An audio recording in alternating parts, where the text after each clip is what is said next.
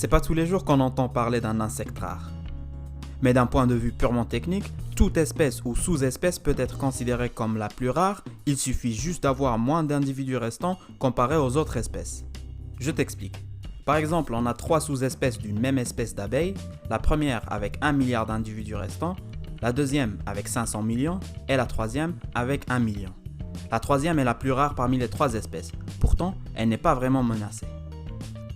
Donc là, il faut bien dissocier les deux termes. Rare ne veut pas dire menacé, mais l'inverse est malheureusement vrai dans la majorité des cas. Aujourd'hui, on a un insecte qui est à la fois rare et menacé. C'est le Dryococcelus australis, ou le phasme de l'île de Lord Howe. Le Dryococcelus est l'une des 3000 espèces de phasmes qu'on trouve dans le monde. Mais ce qui le différencie du reste des insectes, c'est sa rareté plus son histoire un peu particulière. C'est une espèce exclusive à l'île de Lord Howe, elle mesure 20 cm de long et pèse 25 grammes. Et comme chez beaucoup d'espèces d'insectes, les mâles sont plus petits que les femelles. Mais c'est pas vraiment les caractéristiques physiques qui nous intéressent, c'est plutôt son histoire particulière qui l'a rendu une espèce très rare. C'est un insecte qu'on utilisait comme appât pour la pêche au début du XXe siècle. Quelques années plus tard, et plus précisément en 1920, un navire porte-conteneurs anglais a importé par erreur des rats noirs. Ils se sont vite accouplés et ils ont envahi l'île en éradiquant tous les individus de cette espèce de phasme.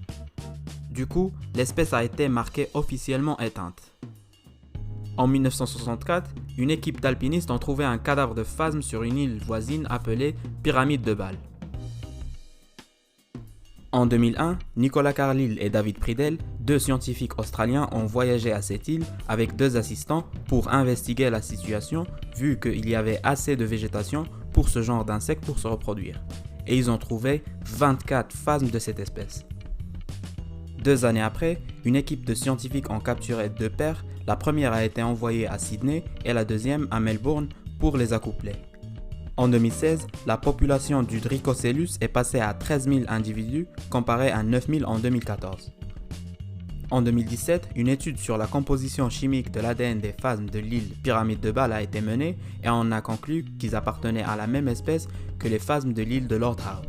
Juste 2 génomes différents vu les différences de taille qu'il y avait entre les deux. Avec toutes les expéditions scientifiques et tous les efforts faits pour sauver cette espèce, la réintroduction de ce phasme est l'une des plus iconiques dans le règne animal. Et avec ça, on arrive à la fin de cette vidéo. Merci d'avoir regardé et à bientôt.